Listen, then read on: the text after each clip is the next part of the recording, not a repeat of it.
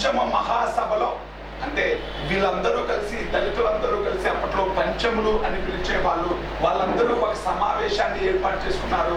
ఆ సమావేశానికి భాగ్యరెడ్డి వర్మ అనేటువంటి వ్యక్తి హాజరయ్యి, ఆ సమావేశానికి భాగ్యరెడ్డి వర్మ హాజరయ్యి ఆ సమావేశంలోనే ఈ పంచములకు ఏమని పిలవాలి అన్నాడు అంటే ఆది ఆంధ్రులు అని పిలవడం, ఆది ఆంధ్రులు అని పిలవాలి అని చెప్పాడు. అంటే ఆంధ్ర ప్రాంతంలో పంచములను ఆది ఆంధ్రులు అని పిలిచారు. అదే విధంగా తెలంగాణ ప్రాంతంలో ఈ దళితులను ఆది హిందూ అని పిలవడం జరిగింది. తెలంగాణ ప్రాంతంలో వచ్చినటువంటి ఉద్యమాన్ని ఆది హిందూ ఉద్యమం అని, ఆంధ్ర ప్రాంతంలో వచ్చినటువంటి ఉద్యమాన్ని ఆది ఆంధ్ర ఉద్యమం అంటారు. 1917వ సంవత్సరంలో విజయవాడలో జరిగినటువంటి సమావేశానికి, విజయవాడలో జరిగిన ప్రథమ పంచమ సమావేశానికి ఈ భాగ్యరెడ్డి వర్మ అనేటువంటి వ్యక్తి హాజరయ్యి ఈ సమావేశంలోనే మొదటిసారి ఆది ఆంధ్ర అనేటువంటి పదాన్ని ఉపయోగించడం జరిగింది. అసలు ఈ భారతదేశంలో దానితో పాటు ఆంధ్ర ప్రాంతంలో మొదటి హిందువులము మేమే, మొదటి హిందువులు దళితులే. ఈ దళితులు లేదా పంచములు అనేటువంటి వాళ్ళే మొట్టమొదటిసారిగా భారతదేశంలో నివసించినటువంటి వాళ్ళు. అందుకే వీళ్ళని ఆది ఆంధ్రులు లేకపోతే ఆది హిందువులు అని పిలవాలి అని ఈ భాగ్యరెడ్డి వర్మ అనేటువంటి వ్యక్తి చెప్పడం జరిగింది. అప్పటి నుంచి వీళ్ళ నాయకత్వంలో జరిగినటువంటి ఉద్యమాలని ఆది ఆంధ్ర ఉద్యమం, ఆది హిందూ ఉద్యమం అని పిలిచేవాళ్ళు. ఆది ఆంధ్ర ఉద్యమం, ఆది హిందూ ఉద్యమం అని పిలిచేవాళ్ళు.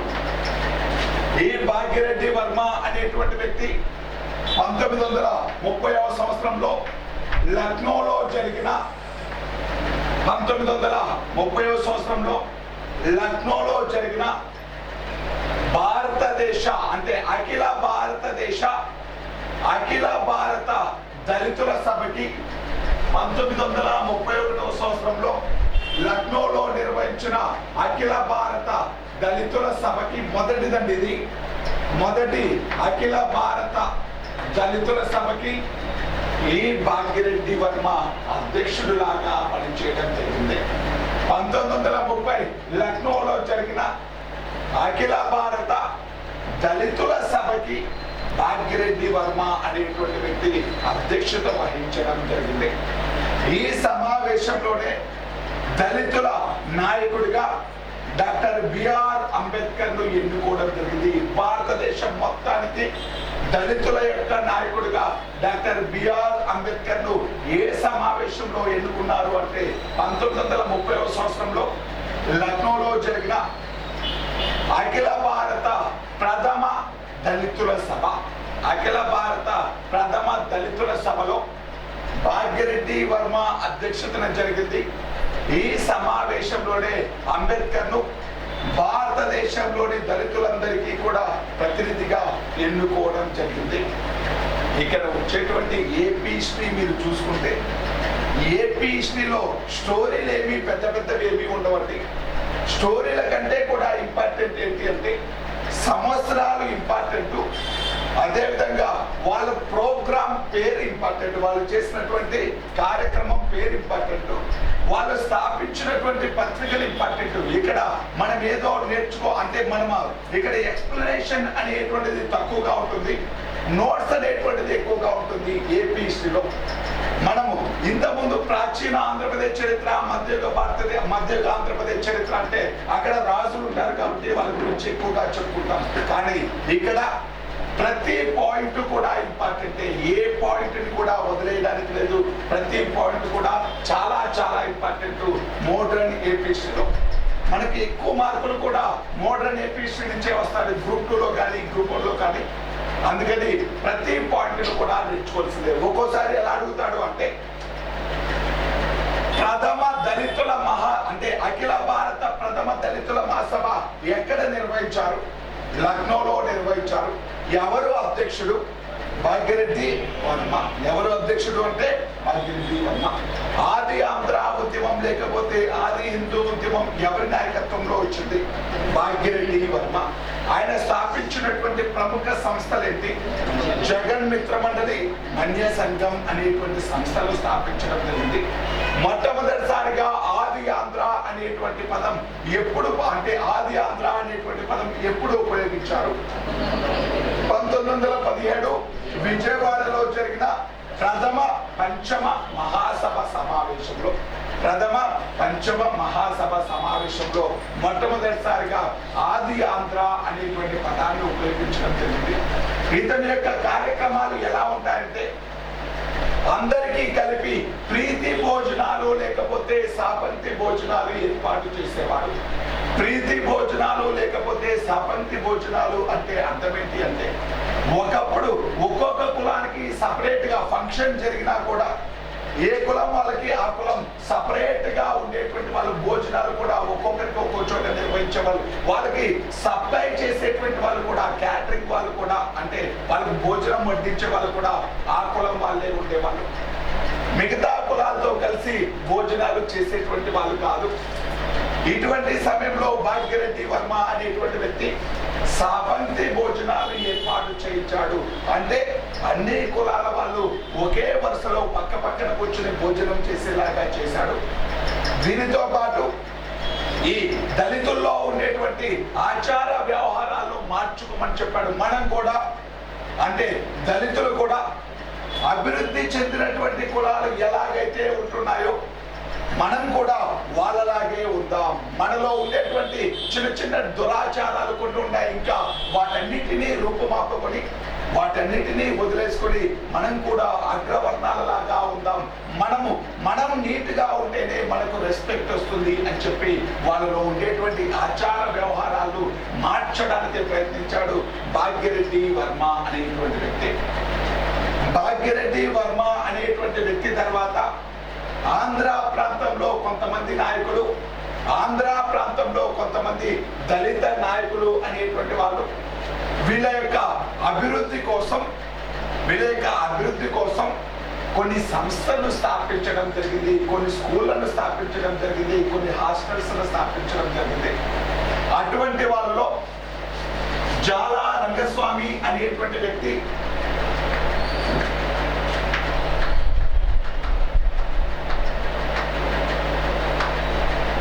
జాలా రంగస్వామి అనేటువంటి వ్యక్తి ఈ జాలా రంగస్వామి అనేటువంటి వ్యక్తి లక్ష్మీ పారిశ్రామిక శిక్షణా కేంద్రం అనేటువంటి సంస్థను స్థాపించడం జరిగింది. అయితే లక్ష్మీ పారిశ్రామిక శిక్షణా సంస్థ అనేటువంటి సంస్థ, అంటే లక్ష్మీ పారిశ్రామిక శిక్షణా కేంద్రం అంటే ఇండస్ట్రియల్ ట్రైనింగ్ ఇన్స్టిట్యూట్ ITID ఏర్పాటు చేయడం జరిగింది.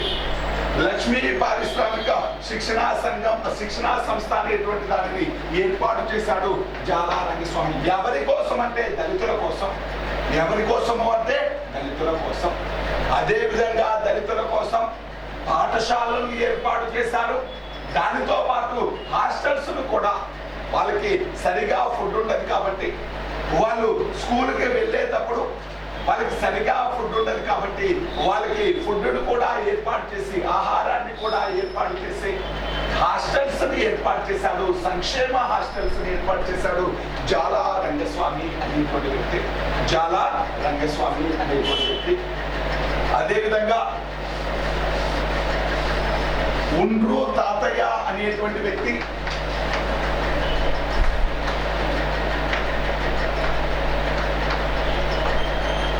ఉండ్రు తాతయ్య అనేటువంటి వ్యక్తి ఈ ఉండ్రు తాతయ్య అనేటువంటి వ్యక్తి కోనసీమలో ఒక దళితుల పాఠశాలను ఏర్పాటు చేయడం జరిగింది. కోనసీమలో ఒక దళితుల పాఠశాలను, అమలాపురం దగ్గర ఒక దళితుల పాఠశాలను ఏర్పాటు చేయడం జరిగింది. అమలాపురం దగ్గర ఒక దళితుల పాఠశాలను ఏర్పాటు చేయడం జరిగింది. ఈ దళితుల పాఠశాలలో బోధించడానికి టీచర్స్ ఎవరు కూడా ముందుకు రాకపోవడంతో బర్మా నుంచి టీచర్లను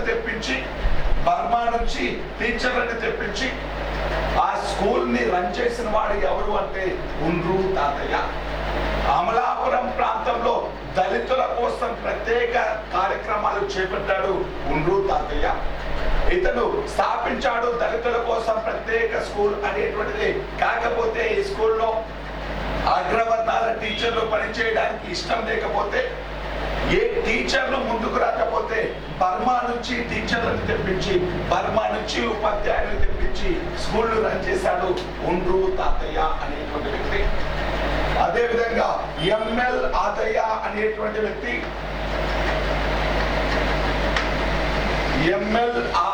ఎంఎల్ ఆదయ్య అనేటువంటి వ్యక్తి సంఘాభివృద్ధి సంఘము అంటే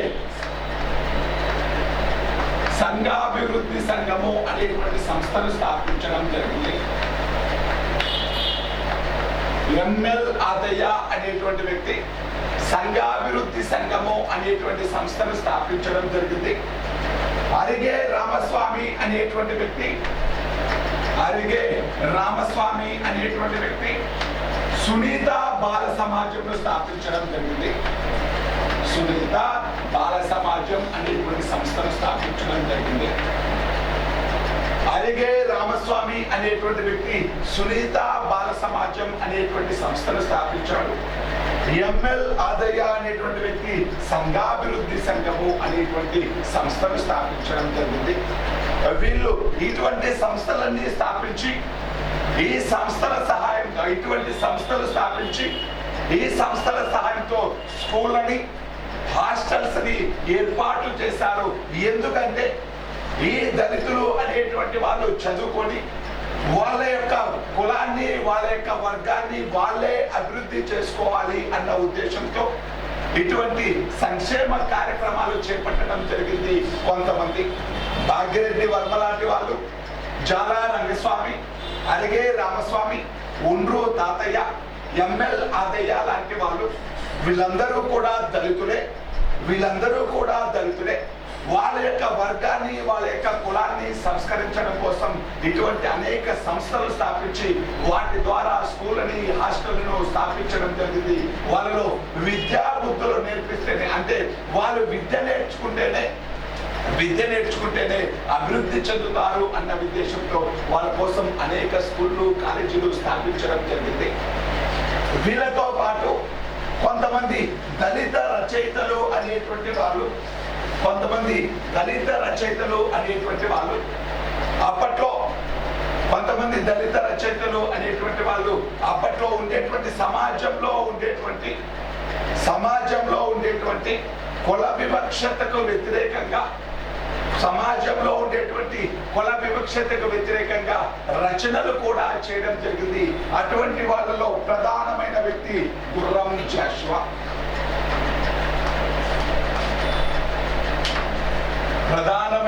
ఎవరు అంటే గుర్రం జాషువా అనేటువంటి వ్యక్తి వినుకొండ ప్రాంతానికి చెందినవాడు. గుర్రం జాషువా అనేటువంటి వ్యక్తి వినుకొండలో జన్మించాడు.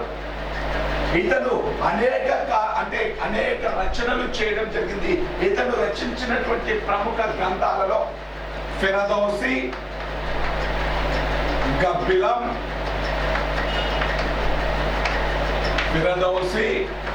గబ్బిలం, ముంతాజ్ మహల్, కాంది సీకుడు,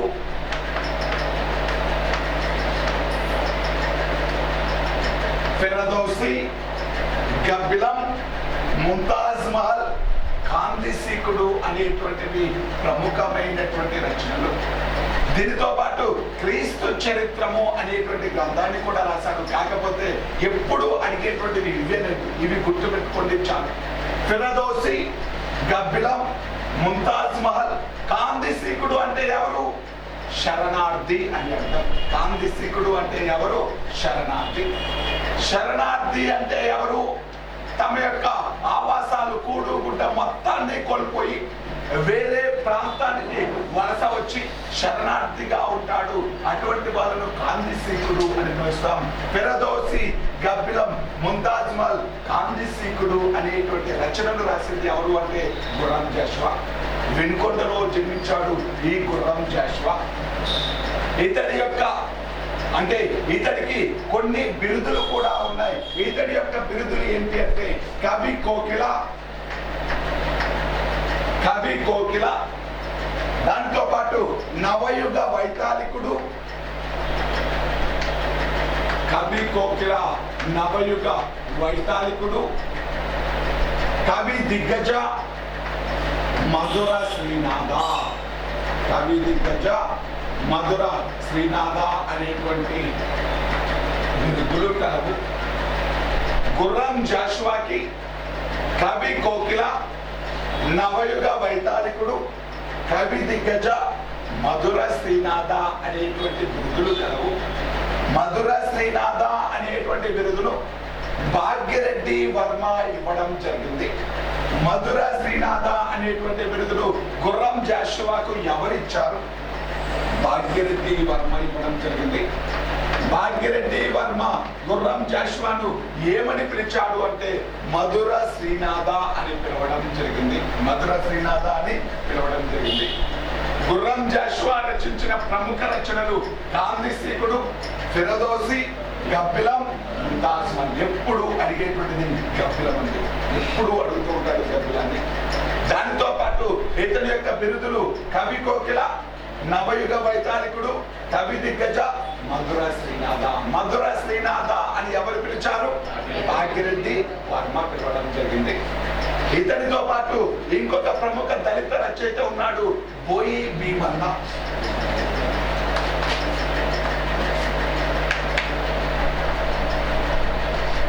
బోయి భీమన్న అనేటువంటి వ్యక్తి, ఇతను మామిడి కుదురు అంటే ఇతను రాజమండ్రికి దగ్గరగా ఉండేటువంటి కోనసీమ ప్రాంతంలోని మామిడి కుదురు అనేటువంటి ప్రాంతంలో జన్మించాడు. మామిడి కుదురు అనేటువంటి గ్రామంలో జన్మించడం జరిగింది. బోయి భీమన్న అనేటువంటి వ్యక్తి ప్రముఖ దళిత కవి. ఈ ప్రముఖ దళిత కవి అయినటువంటి బోయి భీమన్న మామిడి కుదురులో జన్మించడం జరిగింది. ఇతను రాసినటువంటి ప్రముఖ గ్రంథాలు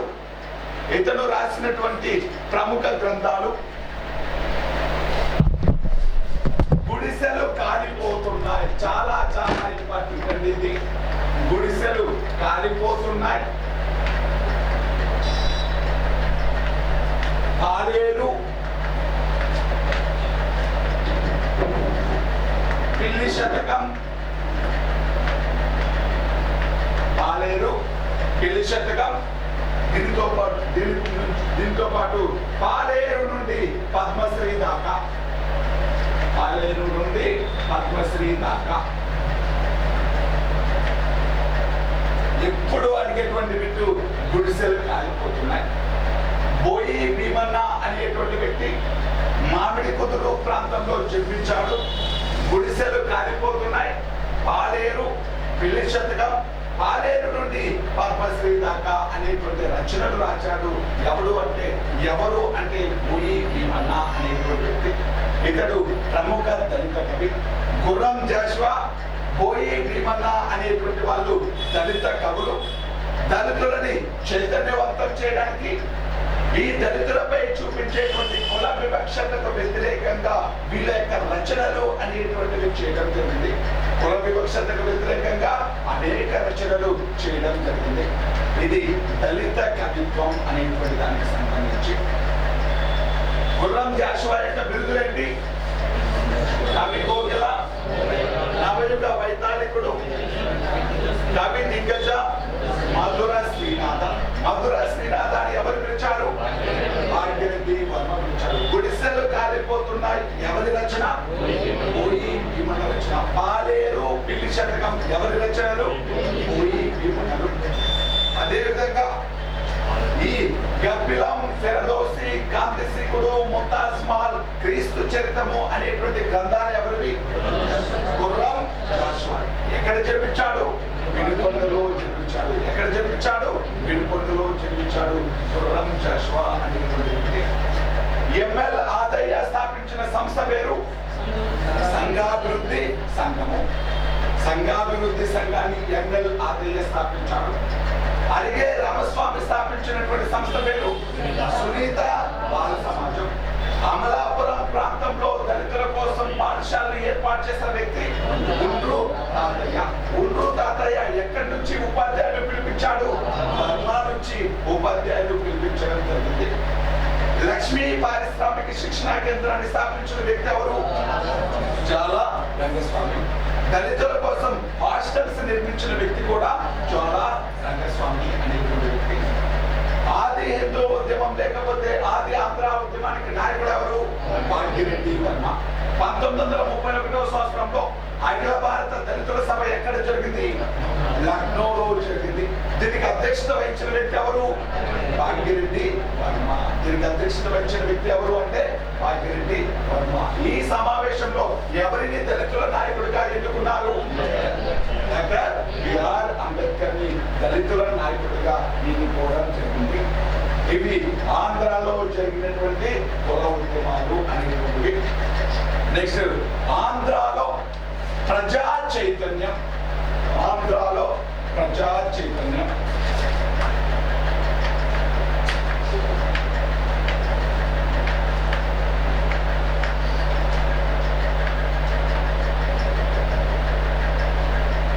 ఆంధ్రాలో ప్రజా చైతన్యం అనేటువంటిది ఒకసారి చూద్దాం. భారతదేశానికి బ్రిటిష్ వారు వచ్చిన అంటే యూరోపియన్లు అనేటువంటి వాళ్ళు వచ్చారు 1500 సంవత్సరం నుంచి. ఈ యూరోపియన్లలో బ్రిటిష్ వారు అనేటువంటి వాళ్ళు ఆధిపత్యం సంపాదించారు. అదే విధంగా ఆంధ్ర ప్రాంతాన్ని కూడా బ్రిటిష్ వారు అంటే ఈ ఈస్ట్ ఇండియా కంపెనీ అనేటువంటి స్వాధీనం చేసుకుంది.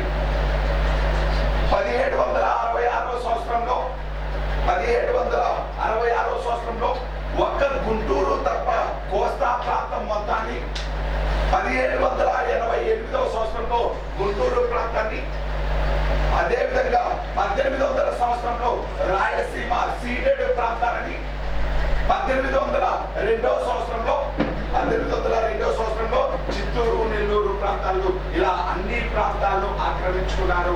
ఇప్పుడు ఆంధ్ర ప్రాంతం మొత్తం కూడా ఎవరి యొక్క కంట్రోల్లో ఉంది అంటే ఆంధ్ర ప్రాంతం అంతా కూడా బ్రిటిష్ అంటే ఈస్ట్ ఇండియా కంపెనీ కంట్రోల్లో ఉంది. ఆంధ్ర ప్రాంతం అంతా ఈస్ట్ ఇండియా కంపెనీ యొక్క పాలనలో ఉంది. ఈ ఈస్ట్ ఇండియా కంపెనీ అనేటువంటిది ఆంధ్ర ప్రాంతాన్ని పాలించేటప్పుడు, ఆంధ్ర ప్రాంతంలో ఉన్నప్పుడు అంటే 1800 సంవత్సరం నుంచి అసలు ఆంధ్ర ప్రాంతంలో పరిస్థితులు ఎలా ఉండేవి? ఈస్ట్ ఇండియా కంపెనీ వచ్చే సమయానికి మన ఆంధ్ర ప్రాంతంలో అంటే ఈస్ట్ ఇండియా కంపెనీ అనేటువంటిది ఆంధ్ర ప్రాంతానికి వచ్చే సమయానికి ఆంధ్ర ప్రాంతంలో చేనేత పరిశ్రమ అనేటువంటిది, అదే విధంగా నౌకా పరిశ్రమ అనేటువంటిది, దీనితో పాటు అనేక రకాల పరిశ్రమలు అంటే వృత్తి పని వాళ్ళు ఉండేవాళ్ళు ఆంధ్ర ప్రాంతం బాగా అభివృద్ధి చెందినటువంటి దశలో ఉండేది. ఆంధ్ర ప్రాంతంలో ఈ ఈస్ట్ ఇండియా కంపెనీ వచ్చే సమయానికి ఒక్కొక్క ప్రాంతం ఒక్కొక్క దానికి ప్రసిద్ధి. ముఖ్యంగా వస్త్ర పరిశ్రమకు బాగా ప్రసిద్ధి చెందింది ఆంధ్ర ప్రాంతం. ఈ వస్త్ర పరిశ్రమ కూడా ఒక్కొక్క ప్రాంతంలో ఒక్కొక్క రకమైనటువంటి క్లాత్కు ప్రసిద్ధి చెందింది. మచిలీపట్నం అనేటువంటి ప్రాంతం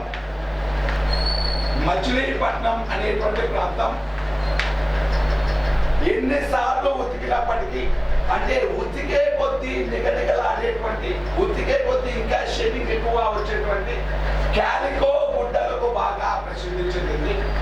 దేనికి ప్రసిద్ధి చెందింది అంటే క్యాలికో గుడ్డలకు బాగా ప్రసిద్ధి చెందింది మచిలీపట్నం దగ్గర.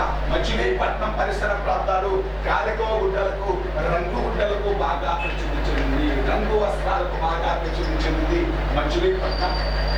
ఏలూరు అనేటువంటి ప్రాంతం తివాచీలకు బాగా ప్రసిద్ధి చెందింది. ఏలూరు అనేటువంటి ప్రాంతం అక్కడ తివాచీలు అనేటువంటివి, తివాచీలు తెలుసు కదా, మనం డోర్ కట్టర్స్ కింద మ్యాట్లు వేస్తాం చూడండి, మ్యాట్లు, అవే తివాచీలు. ఆ మ్యాట్లు అనేటువంటివే తివాచీలు. తివాచీలకు బాగా ప్రసిద్ధి చెందింది ఏలూరు అనేటువంటిది. అదేవిధంగా నెల్లూరు అనేటువంటి ప్రాంతం చేతి రుమాలకు బాగా ప్రసిద్ధి, హ్యాండ్ కర్చీఫ్, చేతి రుమాలకు బాగా ప్రసిద్ధి చెందింది నెల్లూరు అనేటువంటిది. కర్నూలు అనేటువంటిది దుప్పట్లకి కంబళ్ళకి బాగా ప్రసిద్ధి చెందింది. కర్నూలు అనేటువంటిది దుప్పట్లు కంబళ్ళకి బాగా ప్రసిద్ధి చెందింది ఈ కర్నూలు ప్రాంతంలో. అదేవిధంగా బలంపురము, పెద్దాపురము పెద్దాపురము అనేటువంటిది పట్టు వస్త్రాలకు బాగా ప్రసిద్ధి చెందినవి. బరంపురము, పెద్దాపురము అనేటువంటివి పట్టు. దీనితో పాటు ధర్మవరం అండి, అనంతపురం దగ్గర ఉంది చూడండి ధర్మవరం. ధర్మవరము, బరంపురము, పెద్దాపురం అనేటువంటి ప్రాంతాలు పట్టు వస్త్రాలకు బాగా ప్రసిద్ధి చెందింది. అదేవిధంగా శ్రీకాకుళం అనేటువంటిది మజ్లిన్ వస్త్రాలకు బాగా ప్రసిద్ధి చెందింది. శ్రీకాకుళం అనేటువంటిది మజ్లిన్ వస్త్రాలకు బాగా ప్రసిద్ధి చెందింది.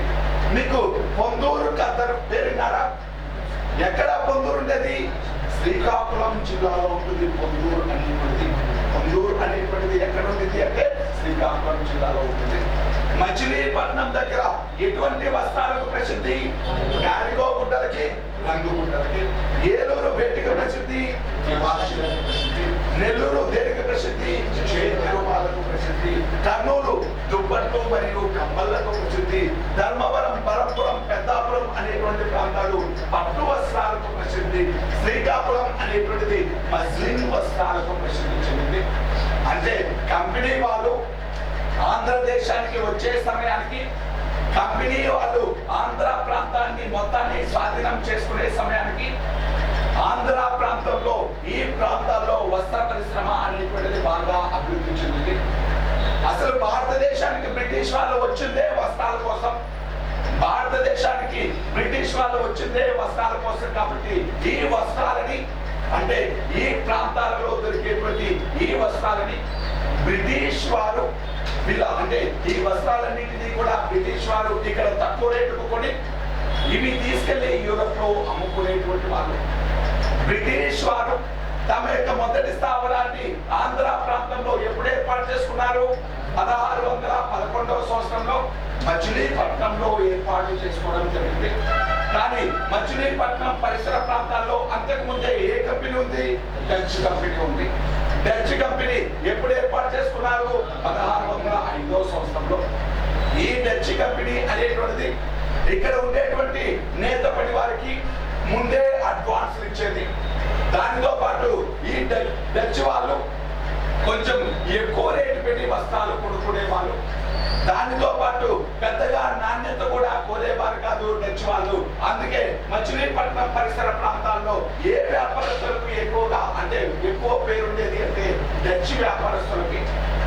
బ్రిటిష్ వారు అనేటువంటి వాళ్ళు ఎక్కువ, అంటే చాలా తక్కువ రేటుకు కొనేవాళ్ళు, చాలా తక్కువ రేటు ఇచ్చేవాళ్ళు.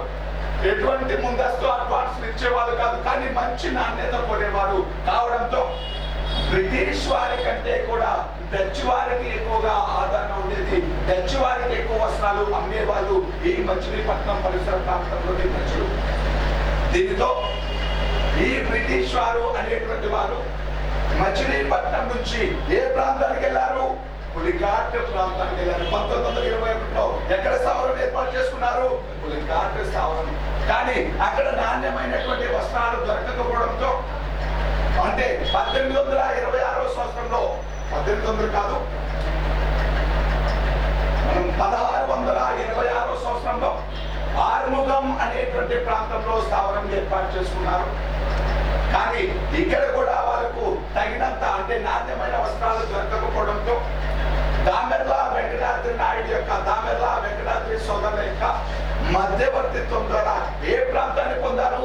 మద్రాస్ ప్రాంతాన్ని పొందారు. ఏ ప్రాంతాన్ని పొందారు అంటే మద్రాస్ ప్రాంతాన్ని పొందడం జరిగింది.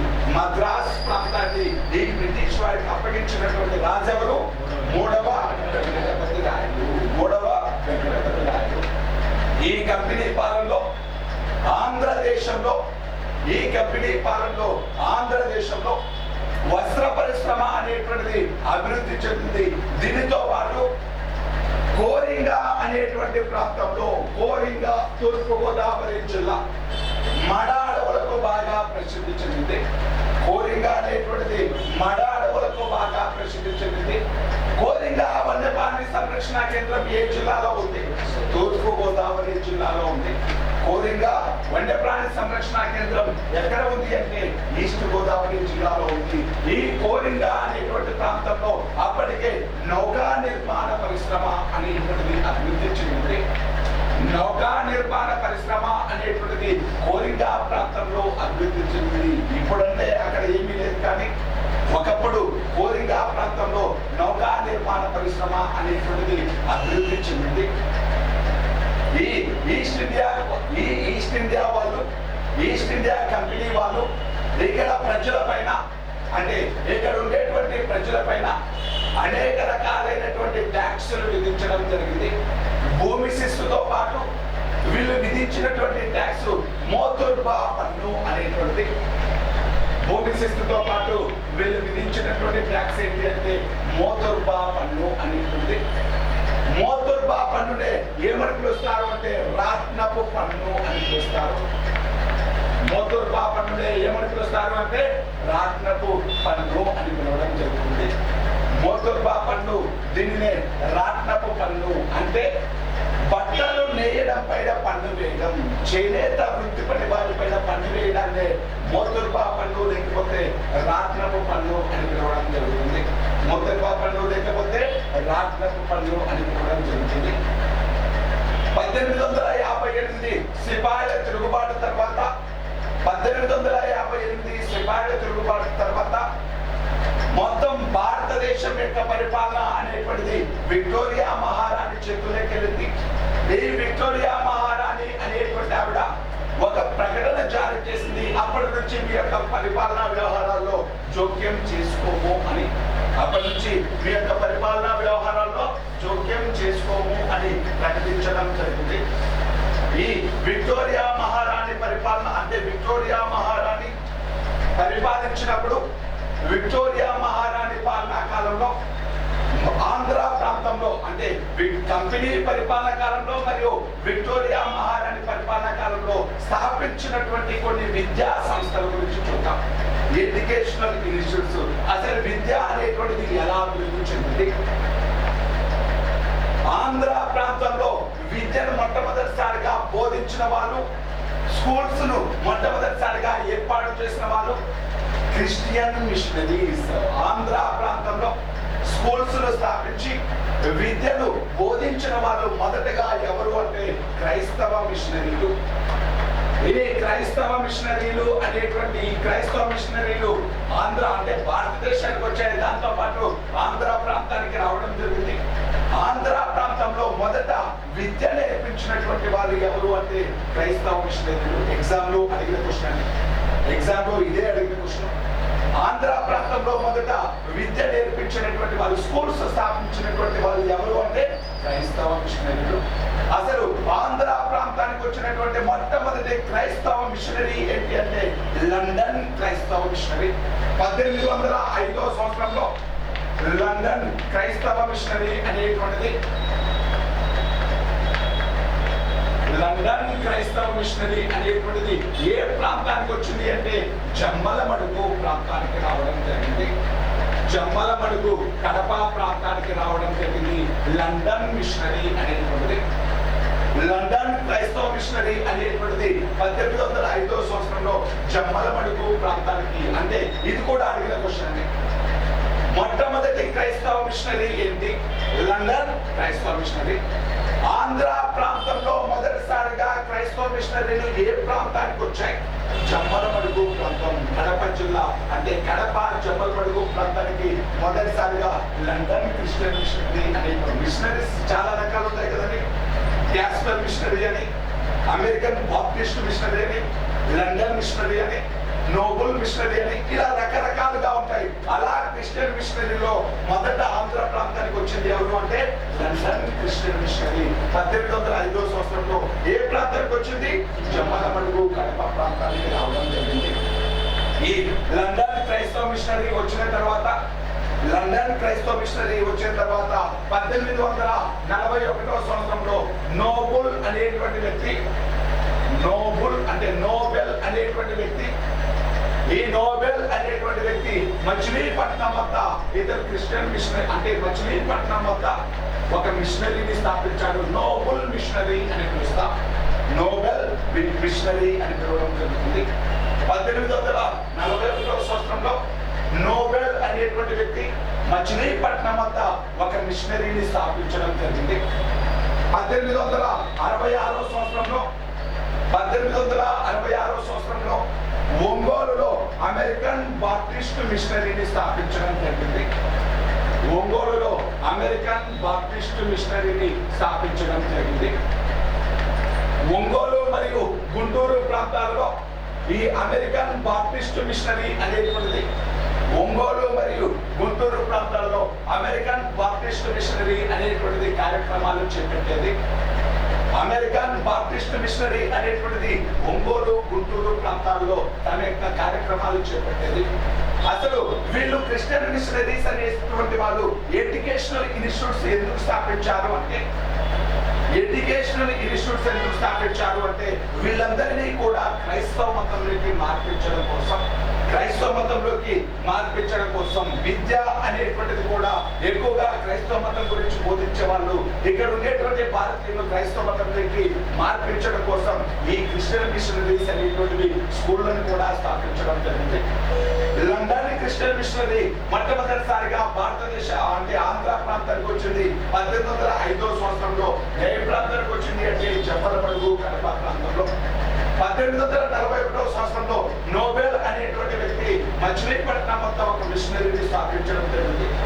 1866వ సంవత్సరంలో ఒంగోలులో అమెరికన్ బాప్టిస్ట్ మిషనరీని స్థాపించడం జరిగింది.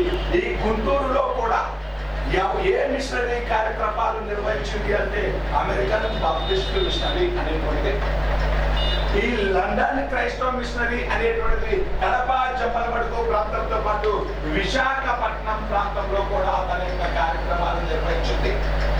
ఎగ్జామ్ లో ఇటువంటి క్వశ్చన్ అండి, చాలా చిన్నవి, చాలా చిన్న క్వశ్చన్ అడుగుతూ ఉంటాడు.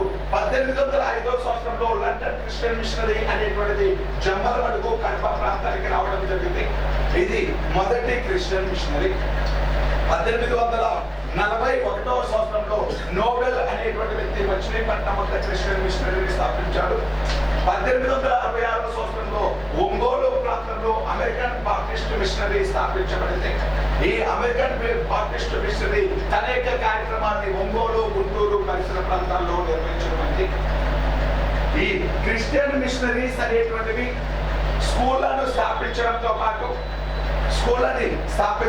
పాటు తమ యొక్క మత ప్రచారాన్ని నిర్వహించుకున్నాయి.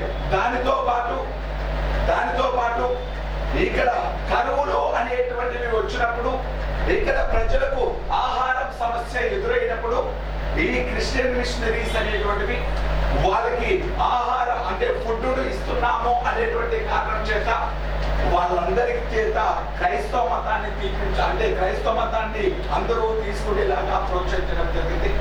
ఈ క్రిస్టియన్ మిషనరీస్ అనేటువంటివి ఆంధ్ర ప్రాంతంలో వచ్చినటువంటి కొన్ని కరువుల కాలంలో, కొన్ని కరువులు అంటే డొక్కల కరువు అని మీరు వినే ఉంటారు. డొక్కల కరువు అంటే కేవలం బోన్స్ మాత్రమే కనిపిస్తుంటాయి, ఫుడ్ లేక. అటువంటి సమయంలో వాళ్ళు కేవలం అంటే ఒక నల్ల మట్టిని దానితో పాటు పెరుగుని అన్ని కలుపుకొని తినేసేటువంటి, అంటే అప్పట్లో ఫుడ్ కోసం, ఆహారం కోసం, అన్నం కోసం విపరీతంగా బాధపడటం జరిగింది. అటువంటి సమయంలో వారికి ఫుడ్ ఆహారాన్ని సప్లై చేస్తామని వాళ్ళందరి చేత క్రైస్తవ మతంలోకి మార్పించడం జరిగింది. అగ్రవర్ణాల వాళ్ళని చాలా మందిని కూడా ఈ క్రిస్టియన్ మిషనరీస్ అనేటువంటివి అలా క్రైస్తవ మతంలోకి మార్పించడం జరిగింది. ఆంధ్ర ప్రాంతంలో వచ్చినటువంటి ప్రముఖ కరువులలో 1833వ సంవత్సరంలో వచ్చినటువంటి గుంటూరు కరువు, 1833వ సంవత్సరంలో వచ్చినటువంటి గుంటూరు కరువు, దీనినే డొక్కల కరువు అని పిలుస్తాం. దీనినే ఏమని పిలుస్తారు అంటే డొక్కల కరువు. 1833వ సంవత్సరంలో గుంటూరు జిల్లాలో, గుంటూరు పరిసర ప్రాంతాల్లో తీవ్రమైనటువంటి కరువు రావడం జరిగింది. దానినే గుంటూరు కరువు లేకపోతే డొక్కల కరువు అని పిలవడం జరుగుతుంది. ఈ గుంటూరు కరువు, డొక్కల కరువు అనేటువంటిది ఎందుకు వచ్చింది అంటే 1831వ సంవత్సరంలో ఈ గుంటూరు పరిసర ప్రాంతంలో అతివృష్టి ఏర్పడింది. అతివృష్టి అంటే వర్షం ఎక్కువగా పడింది.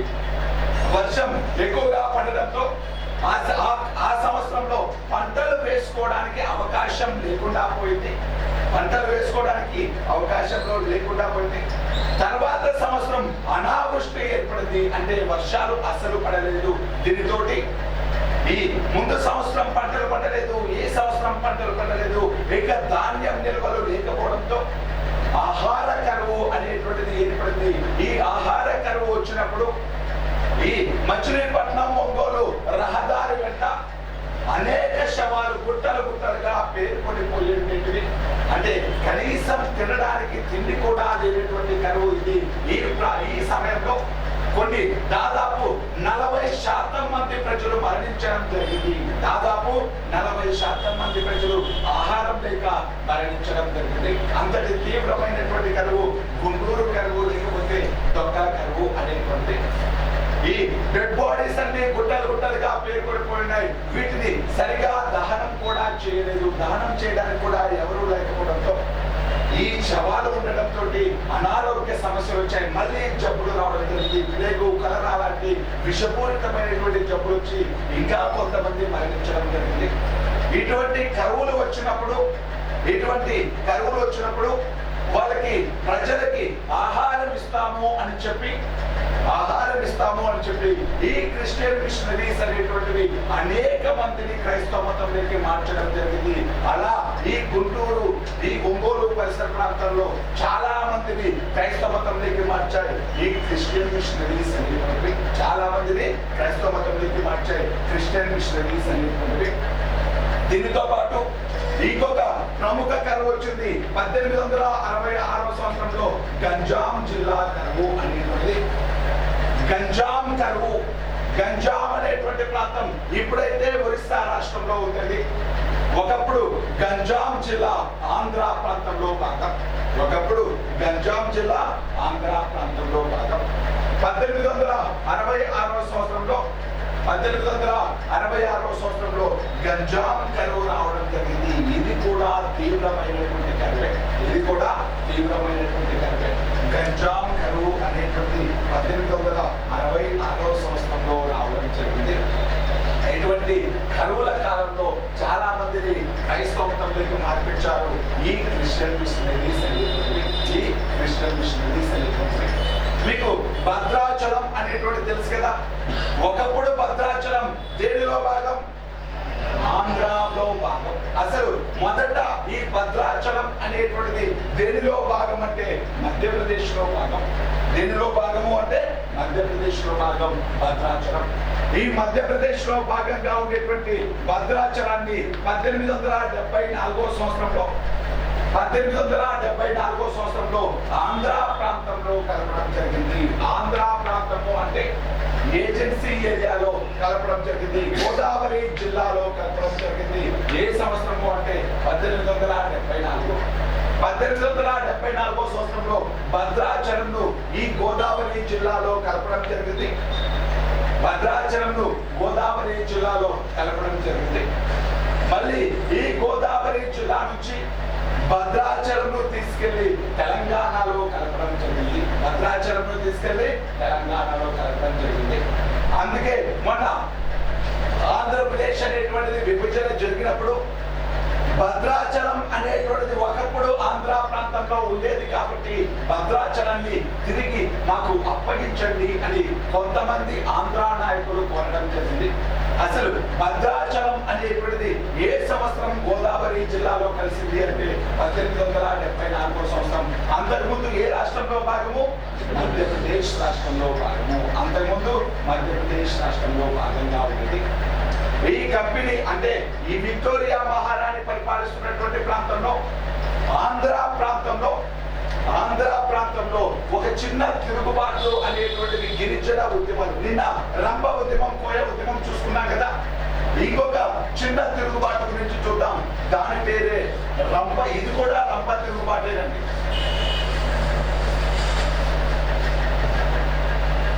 మీరు ఇక్కడ ఒక ఆర్డర్ను, లాజిక్ను ఏమీ వెతకద్దు. ఓకేనా? ఒక ఆర్డర్ని, లాజిక్ను ఏమీ వెతకద్దు. అన్ని వస్తూ ఉంటాయి. ఒకదాని ప్రకారం ఒకదాని వెంట వస్తూ ఉంటాయి. అన్ని బిట్లలాగే ఉంటాయి. చూడండి, అన్ని కూడా బిట్లలాగే ఉంటాయి. ఇదొక్క చాప్టర్. దీని తర్వాత మళ్ళీ సాంఘిక సంస్కరణోద్యమాలు అనేటువంటి వచ్చినప్పుడు ఒక్కొక్కరి గురించి చెప్పుకుందాం. సాంఘిక సంస్కరణోద్యమాలు ఇక్కడ ఈ కొంచెం మాత్రం కొంచెం బిట్లలాగే ఉంటుంది. ఏమి అంటే దీని గురించి తెలిసినవి అవసరం లేదు, అన్ని ఒక ఆర్డర్ ప్రకారం నోట్స్ ఇస్తాను, దాని ప్రకారం నేర్చుకుంటూ వెళ్ళిపోతే సరిపోతుంది. రంప తిరుగుబాటు.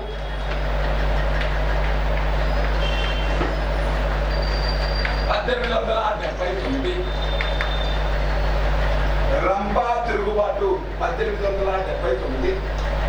అసలు రంప అనేటువంటిది ఎక్కడ ఉంటుంది అంటే, రంప అనేటువంటిది ఎక్కడ ఉంటుంది అంటే ఈస్ట్ గోదావరి జిల్లాలోని చోడవరం డివిజన్ లో ఉంటుంది. అందుకే దానికి ఏ ఫారెస్ట్ రేంజ్ అంటాం?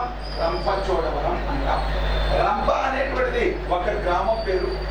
ఆ రంప ప్రాంతంలో వచ్చినటువంటి ఉద్యమం పేరే, తిరుగుబాటు పేరే రంప తిరుగుబాటు. 1879 సంవత్సరంలో రావడం జరిగింది. ఒకసారి ఈ తిరుగుబాటు అనేటువంటిది ఎందుకు వచ్చిందో చూద్దాం. రంప తిరుగుబాటు అనేటువంటిది ఎందుకు వచ్చింది అంటే, ఈ రంప ప్రాంతానికి మున్సబ్దారుగా ఎవరున్నారు అంటే, మున్సబ్దారు అంటే శాంతి భద్రతలు పర్యవేక్షిస్తూ ఆ ప్రాంతంలో ట్యాక్స్ కలెక్ట్ చేసేటువంటి వ్యక్తిని మున్సబ్దారు అని పిలుస్తాం. ఈ మున్సబ్దారుగా ఎవరున్నారు అంటే రమా భూపతి దేవుడు ఉన్నాడు. ఎవరున్నారు అంటే రమా భూపతి దేవుడు అనేటువంటి వ్యక్తి ఉండడం జరిగింది. ఈ రమా భూపతి దేవుడు మరణించడంతో రమా భూపతి దేవుడికి ఒక కూతురు, అంటే అఫీషియల్ గా పుట్టినటువంటి ఒక కూతురు, ఇంకొక ఇల్లీగల్ గా ఇంకొక కొడుకు ఉంటాడు. ఎవరికి అంటే రమా. ఒక స్టోరీ, ఇక్కడ స్టోరీ వినండి చాలు. నేను ఏం రాసుకోమంటే అదే రాసుకోండి, రెండే రాసుకోండి, ఇక్కడ ఎక్కువ అవసరం లేదు. ఇది ఒక కథలాగా విందాం. రమా భూపతి దేవుడు, ఇతనికి ఒక కూతురు, ఈ ఉమాపతి రమాభూపతి దేవుడు. ఆమె పేరు ఏంటంటే ఉమాపతి రమాభూపతి దేవుడు.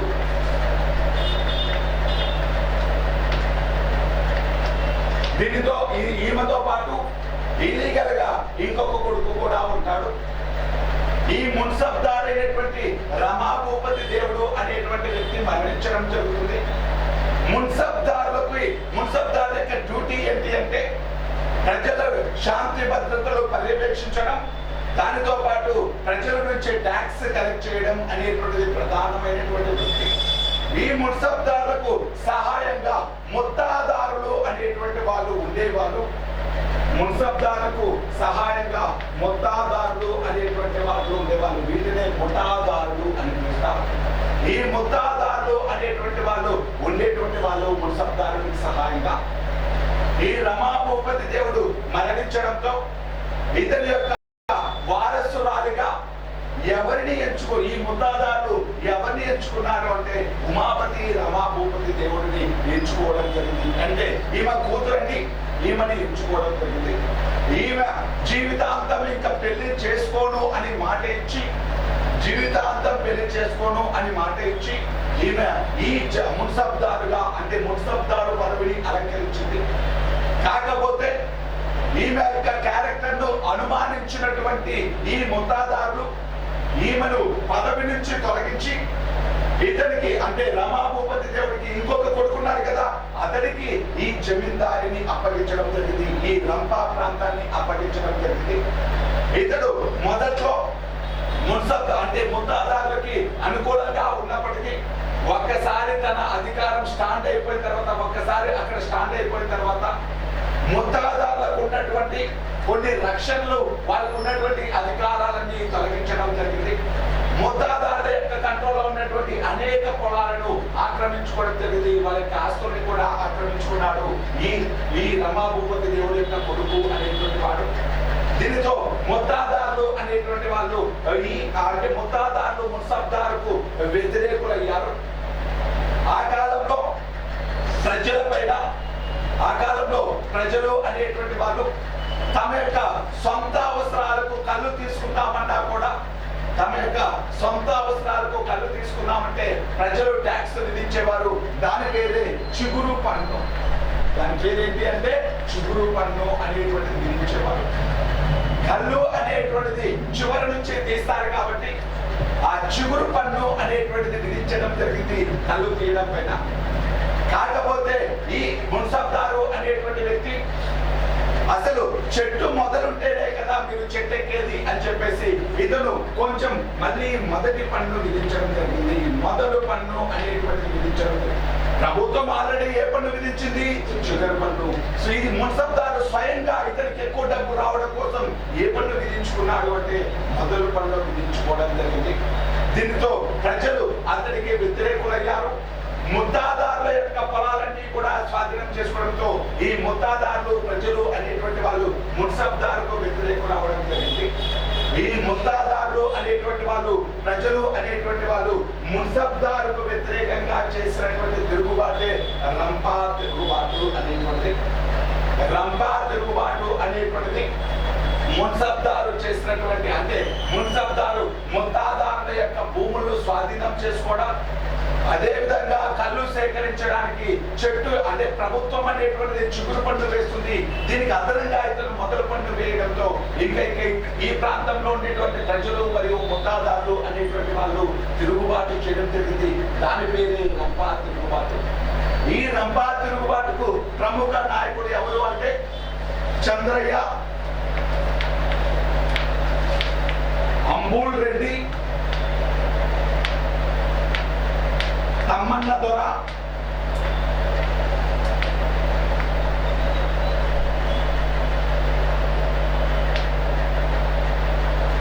సాంబయ్య,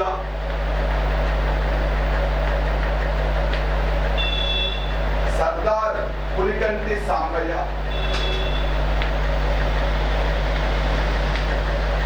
సర్దార్ పులికంటి సాంబయ్య.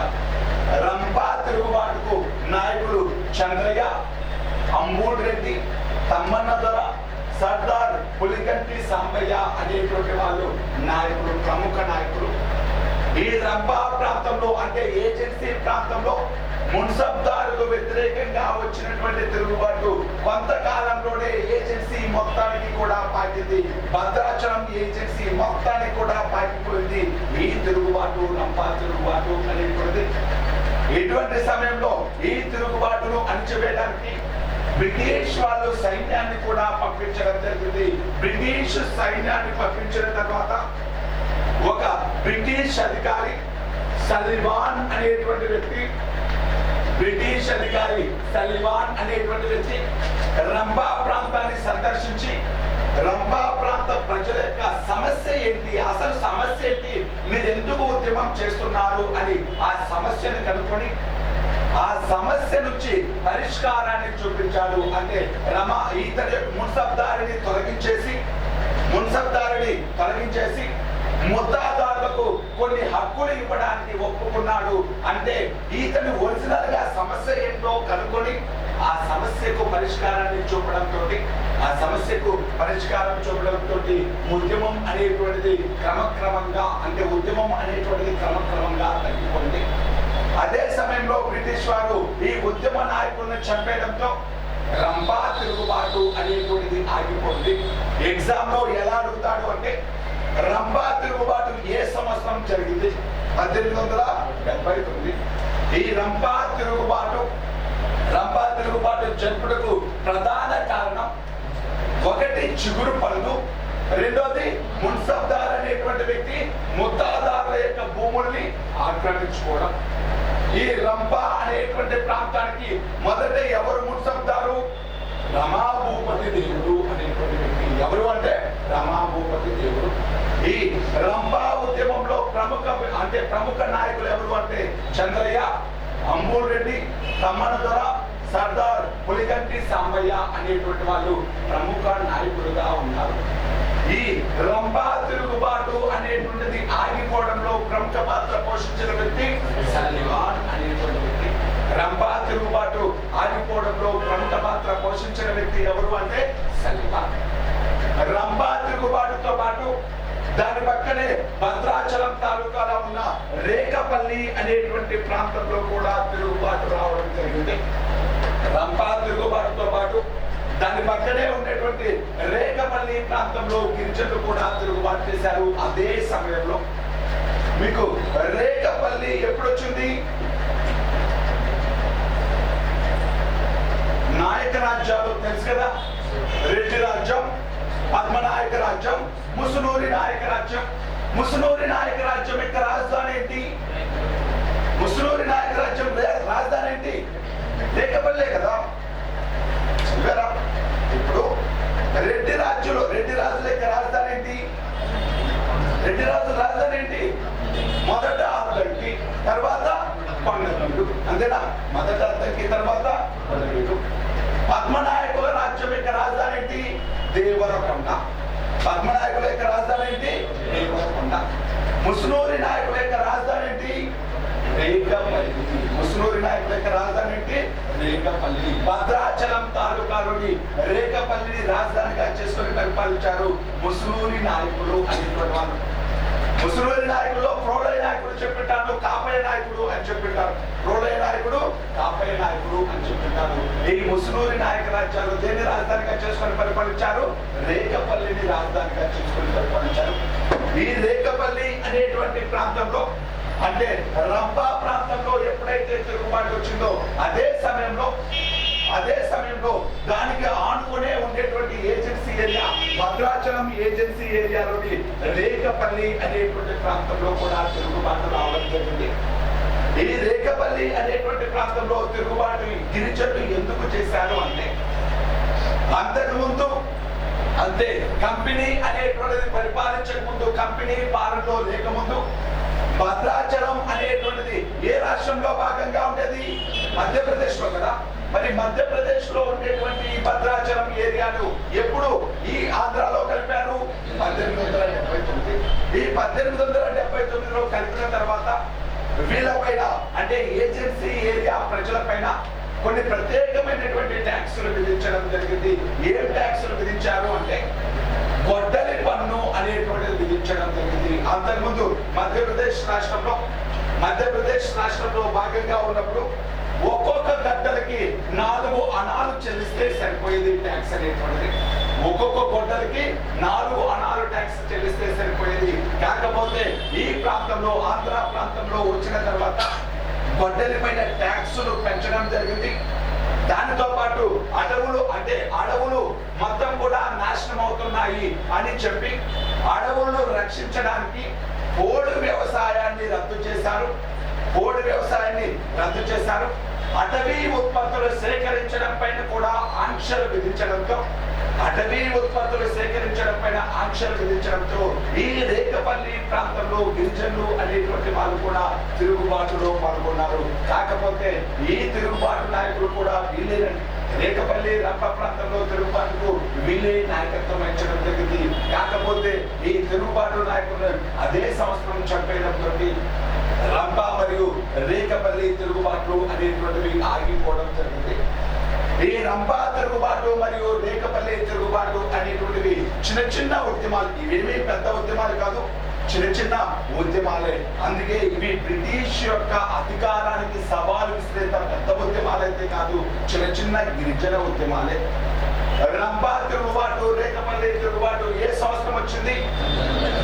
1879వ సంవత్సరంలో రావడం జరిగింది. రేకపల్లి ప్రాంతం ఏ తాలూకాలో భాగం? ఏ జిల్లాలో ఏ తాలూకాలో భాగం? భద్రాచలం తాలూకాలో భాగం. రంపా తిరుగుబాటు ఆగిపోవడానికి అంటే ఏ బ్రిటిష్ వ్యక్తి కారణమయ్యాడు? సల్లివాన్ అనేటువంటి వ్యక్తి. ఎవరు అంటే సల్లివాన్. అదే విధంగా రమాభూపతి దేవుడు అనేటువంటి వ్యక్తి ఏ ప్రాంతానికి మున్సబ్దారుగా ఉండేవాడు? రంపా ప్రాంతానికి మున్సబ్దారు. ముద్దాదారులు అంటే ఎవరు? మున్సబ్దారుకు సహాయంగా ట్యాక్స్ ని కలెక్ట్ చేసేటువంటి వాళ్ళు ముద్దాదారులు, లేకపోతే ముఠాదారులు అనేటువంటి వాళ్ళు. ముద్దాదారులు లేకపోతే ముఠాదారులు అనేటువంటి వాళ్ళు. ఇది రంపా మరియు రేకపల్లి ప్రాంతంలో వచ్చినటువంటి చిన్న ఉద్యమాలు, గిరిజనులు చేసినటువంటి చిన్న ఉద్యమాలు అనేటువంటివి.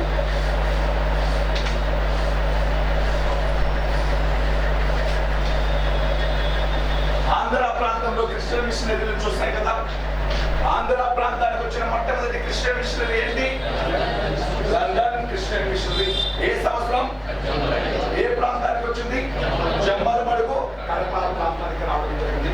విశాఖపట్నంలో కార్యక్రమాలు నిర్వహించిన క్రిస్టియన్ మిషనరీ ఏంటి? London Christian machinery. మచిలీపట్నంలో ఏ క్రిస్టియన్ క్రిస్టియన్ మిషనరీ తన కార్యక్రమాలను ప్రారంభించింది.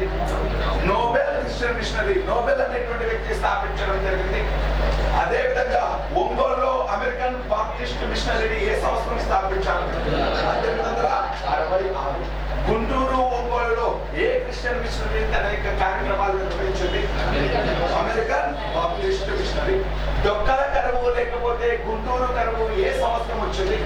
1833. 32-33 సంవత్సరాల మధ్య కాలంలో వచ్చింది ఈ డొక్కల కరువు లేకపోతే గుంటూరు కరువు అనేటువంటి. గంజాం జిల్లా కరువు ఏ సంవత్సరం వచ్చింది? 1866. ఒకప్పుడు గంజాం జిల్లా అనేటువంటిది ఆంధ్ర ప్రాంతంలో భాగంగా ఉండేది. ఒకప్పుడు గంజాం జిల్లా అనేటువంటిది ఆంధ్ర ప్రాంతంలో భాగంగా ఉండేది. ఒకప్పుడు ఆంధ్ర ప్రాంతంలో ఎన్ని జిల్లాలు ఉండేటివి? 5 జిల్లాలు. ఒకప్పుడు అంటే అంతకుముందు కంపెనీ అనేటువంటిది, ఈస్ట్ ఇండియా కంపెనీ ఆంధ్రదేశాన్ని ఆక్రమించుకున్న తర్వాత, ఈస్ట్ ఇండియా కంపెనీ అనేటువంటిది ఆంధ్రదేశాన్ని ఆక్రమించుకున్న తర్వాత ఏ జిల్లాలు ఉండేటివి అంటే గంజాం జిల్లా, విశాఖ జిల్లా, గోదావరి జిల్లా, కృష్ణా జిల్లా, నెల్లూరు జిల్లా. 5 జిల్లాలు మాత్రమే ఉండేవి. అంటే కంపెనీ అనేటువంటిది ఆంధ్రదేశాన్ని ఆక్రమించుకున్న తర్వాత, అంటే ఆంధ్రదేశం యొక్క ఆక్రమణ కంప్లీట్ గా ఎప్పుడైపోయింది? 1802 నాటికి మొత్తం అయిపోయిందిగా. ఇలా 1802 నాటికి మొత్తం అయిపోయిన తర్వాత, ఆక్రమణ అయిపోయిన తర్వాత ఆంధ్ర ప్రాంతంలో ఎన్ని జిల్లాలు ఉండేటివి? 5 జిల్లాలు. ఏంటివి? గంజాం జిల్లా, విశాఖ జిల్లా, గోదావరి జిల్లా, కృష్ణా జిల్లా, నెల్లూరు జిల్లా. 5 జిల్లాలు ఉండేవి. మరి సీడెడ్ ప్రాంతం, రాయలసీమ ప్రాంతం ఉంది కదా, ఆ సీడెడ్ ప్రాంతంలో ఒకటే ఒక జిల్లా ఉండేది. రాయలసీమను కలిపి మొత్తాన్ని కలిపి ఒకటే జిల్లాగా ప్రకటించారు. దాని ప్రధాన కేంద్రం అనంతపురం. దాని ప్రధాన కేంద్రంగా దేన్ని ప్రకటించారు? అనంతపురం. అంటే ఇప్పుడు చూడండి, కోస్తా ప్రాంతంలో ఎన్ని జిల్లాలు ఉన్నాయి? 5 జిల్లాలు. రాయలసీమ ప్రాంతంలో ఎన్ని జిల్లాలు ఉన్నాయి?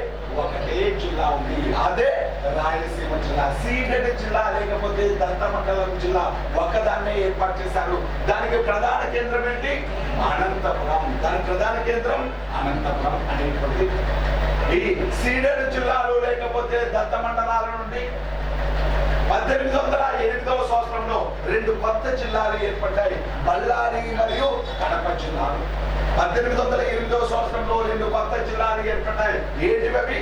బళ్ళారి మరియు కడప. 1858వ సంవత్సరంలో కర్నూలు జిల్లా ఏర్పడింది. ఇవన్నీ మీకు చెప్పానండి అంతకుముందు, మళ్ళీ ఒకసారి చెప్తున్నానండి. 1808వ సంవత్సరంలో బళ్ళారి మరియు కడప జిల్లాలు. 1858వ సంవత్సరంలో కర్నూలు జిల్లా. 1882వ సంవత్సరంలో అనంతపురం జిల్లా. 1911వ సంవత్సరంలో చిత్తూరు జిల్లాలను ఏర్పాటు చేయడం జరిగింది. 1911లో చిత్తూరు జిల్లా. రాసుకుంటారా? అంతకుముందు రాసిన మనము ఇవన్నీ కూడా రాసాం. 1808వ సంవత్సరంలో బళ్ళారి మరియు కడప జిల్లాలు. 1858వ సంవత్సరంలో కర్నూలు జిల్లా. 1882వ సంవత్సరంలో అనంతపురం జిల్లా. 1911వ సంవత్సరంలో చిత్తూరు జిల్లాలను ఏర్పాటు చేయడం జరిగింది. 1911వ సంవత్సరంలో చిత్తూరు జిల్లాలని ఏర్పాటు చేయడం జరిగింది. ఒకప్పుడు బ్రిటిష్ వాళ్ళు ఆక్రమించుకున్న తర్వాత ఎన్ని జిల్లాలు? ఒకటే జిల్లా. ఈ జిల్లా హెడ్ క్వార్టర్ ఏంటి? అనంతపురం అనేటువంటిది. కోస్తా ప్రాంతంలో ఎన్ని జిల్లాలు? 5 జిల్లాలు. ఏంటి? గంజాం జిల్లా, విశాఖ, గోదావరి, కృష్ణా. అంటే గంజాం జిల్లా దేనిలో భాగం? ఆంధ్రాలో భాగం. గంజాం జిల్లా దేనిలో భాగము అంటే ఆంధ్రాలో భాగంగా ఉండేటువంటిది గంజాం జిల్లా అనేటువంటిది. ఇది ఆంధ్ర ప్రాంతంలో కంపెనీ పరిపాలన కాలంలో, దానితో పాటు అంతకు విక్టోరియా మహారాణి పరిపాలన కాలంలో జరిగినటువంటి కొన్ని ఇన్సిడెంట్స్ మాత్రమే. ఇప్పుడు ఆంధ్ర ప్రాంతంలో విద్యాభివృద్ధి, ఆంధ్ర ప్రాంతంలో విద్య, క్రిస్టియన్ మిషనరీస్ వరకే చెప్పాను, విద్య గురించి చెప్పలేదు. ఒకసారి ఆంధ్ర ప్రాంతంలో మొట్టమొదటిసారిగా స్థాపించినటువంటి స్కూల్ పేరు నోబుల్ స్కూలు అనేటువంటి. 1840 ఎప్పుడు అడిగేటువంటి బిడ్డ ఇది. 1843వ సంవత్సరంలో 1843వ సంవత్సరంలో మచిలీపట్నం వద్ద రెవరెండ్ నోబుల్ అనేటువంటి వ్యక్తి మొదటిసారిగా ఏర్పడినటువంటి స్కూల్ పేరు నోబెల్ స్కూలు అనేటువంటిది. ఆంధ్ర ప్రాంతంలో మొట్టమొదటి స్కూల్ పేరేంటి? నోబెల్ స్కూలు అనేటువంటిది. ఏ ప్రాంతంలో ఏర్పాటు చేశారు? మచిలీపట్నం. ఏర్పాటు చేసిన వ్యక్తి రెవరెండ్ నోబుల్ అనేటువంటి వ్యక్తి. అదే విధంగా 1873వ సంవత్సరంలో రాజమండ్రి దగ్గర ఒక ప్రైమరీ కళాశాలను స్థాపించడం జరిగింది. 1873వ సంవత్సరంలో రాజమండ్రి వద్ద ఒక ప్రైమరీ కాలేజీని స్థాపించారు. ఇదే 1877 నాటికి డిగ్రీ కాలేజీలాగా మారింది. 1878వ సంవత్సరంలో విశాఖపట్నంలో హిందూ కాలేజ్, దానినే ఏబిఎన్ కాలేజ్ అని పిలుస్తాం. ఏబిఎన్ కాలేజ్ వచ్చింది కదా, నిన్న అల్లూరి సీతారామరాజు చెప్పాడు కదండి. ఆ ఏబిఎన్ కాలేజ్, ఏబిఎన్ అంటే అంకిత వెంకట నరసింహారావు కాలేజ్. ఏబిఎన్ అంటే అంకిత వెంకట నరసింహారావు కాలేజ్. తన యొక్క భార్య జ్ఞాపకార్థం ఆ కాలేజీకి ₹1,00,000 డబ్బులు, దాదాపు 11 ఎకరాల పొలాన్ని ఇచ్చాడు అని దానం చేశాడు అని చెప్పేసి దానికి ఏమని పేరు పెట్టారు అంటే ఏబిఎన్ కాలేజ్. విశాఖపట్నంలో ఏబిఎన్ కాలేజ్, దానినే ఏమని పిలిచేవారు అంటే హిందూ కాలేజ్ అని పిలిచేవారు. ఏబిఎన్ అంటే అంకిత వెంకట నరసింహారావు కాలేజ్ అని పిలిచారు. 1875లో విశాఖపట్నంలో ఏబిఎన్ కాలేజ్ లేకపోతే హిందూ కాలేజీని స్థాపించడం జరిగింది. 1879వ సంవత్సరంలో బరంపురం వద్ద కల్లికోట కళాశాలను స్థాపించడం జరిగింది. 1879వ సంవత్సరంలో బరంపురం వద్ద కల్లికోట కళాశాలను స్థాపించడం జరిగింది. 1910వ సంవత్సరంలో బందర్ నేషనల్ కాలేజీని స్థాపించడం జరిగింది. 1910వ సంవత్సరంలో బందర్ నేషనల్ కాలేజీని స్థాపించడం జరిగింది. బందర్ నేషనల్ కాలేజీని 1910వ సంవత్సరంలో స్థాపించడం జరిగింది. బందర్ నేషనల్ కాలేజీ యొక్క మొదటి అధ్యక్షుడు కొండా వెంకటప్పయ్య పంతులు. బందర్ నేషనల్ కాలేజీకి మొదటి అధ్యక్షుడు ఎవరు అంటే కొండా వెంకటప్పయ్య పంతులు.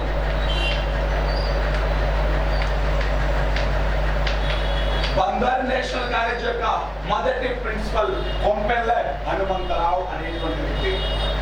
మొదటి ప్రిన్సిపల్ ఎవరు అంటే కొంపెల్లె హనుమంతరావు అనేటువంటి వ్యక్తి.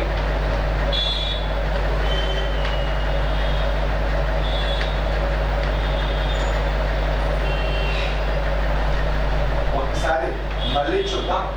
విద్యాభివృద్ధి ఆంధ్ర ప్రాంతంలో స్థాపించిన స్కూల్స్ ఏంటి? ఆంధ్రాలో మొట్టమొదటి స్కూల్ ఏంటి?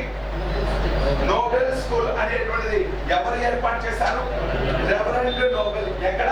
మచిలీపట్నం. ఎక్కడ అంటే మచిలీపట్నం వద్ద. రాజమండ్రిలో కాలేజీని ఏ సంవత్సరం స్థాపించారు? 1873. ఇది డిగ్రీ కాలేజ్ లాగా ఎప్పుడు మారింది? 1877. ఏబిఎన్ కాలేజీని స్థాపించిన సంవత్సరం 1878. ఏబిఎన్ కాలేజీని ఏమని పిలిచేవాళ్ళు?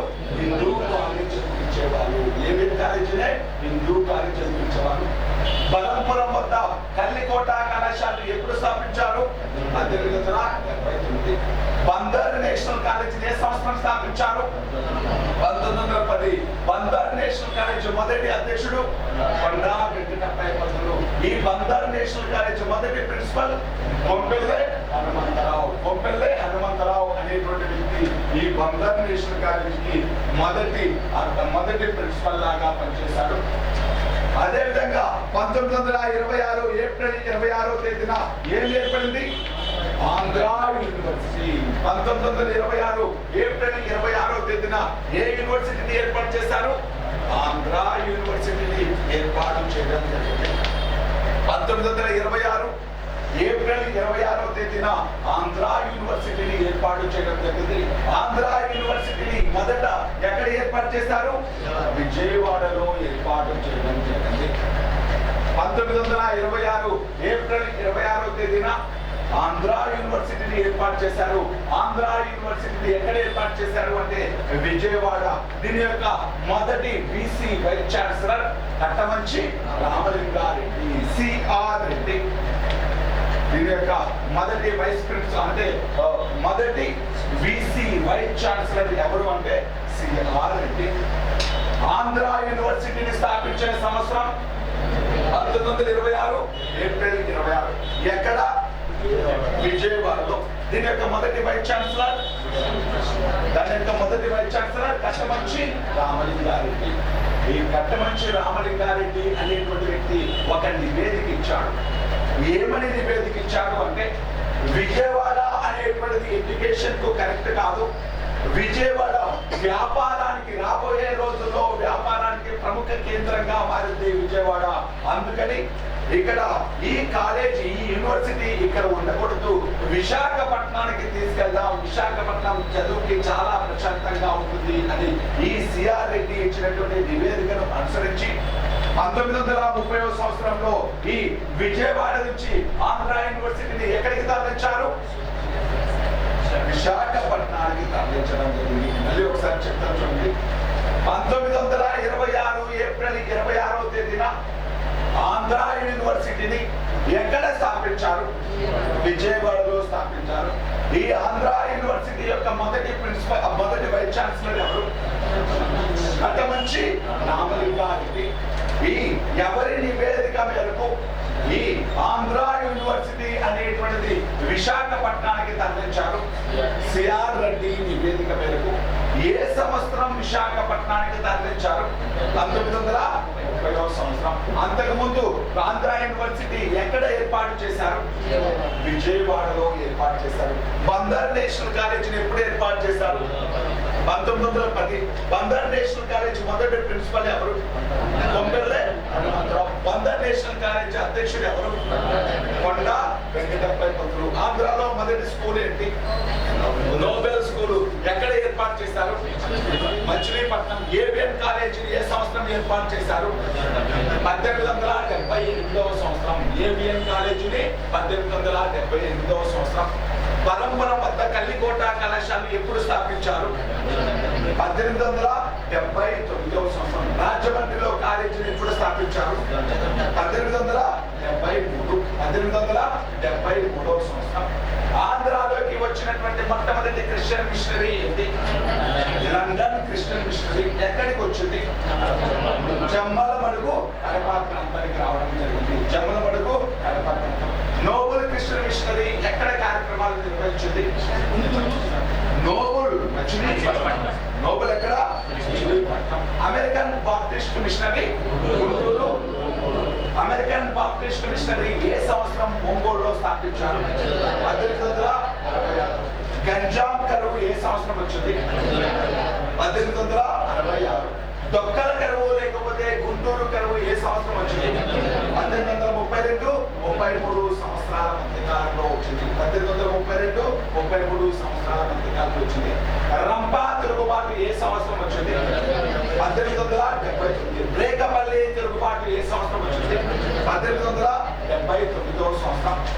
రంపా తిరుగుబాటు ఆగిపోవడానికి కారణమైన బ్రిటిష్ వ్యక్తి ఎవరు? సల్లివాన్ అనేటువంటి వ్యక్తి. అసలు రంపా తిరుగుబాటు కారణం ఏంటి? చిగురు పన్ను ముత్తాదారుల యొక్క హక్కులని తొలగించడం. మున్సబ్దారు అంటే ఎవరు? శాంతి భద్రతలు పర్యవేక్షిస్తూ అక్కడ ట్యాక్స్ ని కలెక్ట్ చేసేటువంటి వ్యక్తి మున్సబ్దారు. మున్సబ్దారుకు సహాయంగా ఉండేటువంటి వాళ్ళని ఏమని పిలుస్తారు? ముత్తాదారులు అని పిలుస్తారు. మున్సబ్దారుకు సహాయంగా ఉండేటువంటి వాళ్ళని ముత్తాదారులు అని పిలుస్తారు. ఇది ఇంతకుముందు చెప్పింది క్రిస్టియన్ మిషనరీ కార్యక్రమాలు. ఇది విద్యా కార్యక్రమాలు. ఇది విద్యా కార్యక్రమాలు అనేటువంటి. నెక్స్ట్ కొన్ని పత్రికలు అంటే నేనేం చెప్తున్నాను అంటే ఆంధ్రలో ప్రజా చైతన్యం అనేటువంటి టాపిక్ చెప్పుకున్నాం కదా. చెప్పుకున్నాం, ఫస్ట్ అదే హెడ్డింగ్ పెట్టుంటాం చూడండి, ఆంధ్రలో ప్రజా చైతన్యం. అసలు ఆ ప్రజా చైతన్యానికి కారణము ఎవరు అనేటువంటిది చెప్తున్నా. ఆంధ్ర ప్రాంతంలో ప్రజలు చైతన్యవంతం కావడానికి కారణం మొదటిది క్రిస్టియన్ మిషనరీలు, రెండోది వాళ్ళు ఎడ్యుకేటర్స్ అంటే విద్య నేర్చుకోవడం, దానితో పాటు పత్రికలు స్థాపించుకోవడం.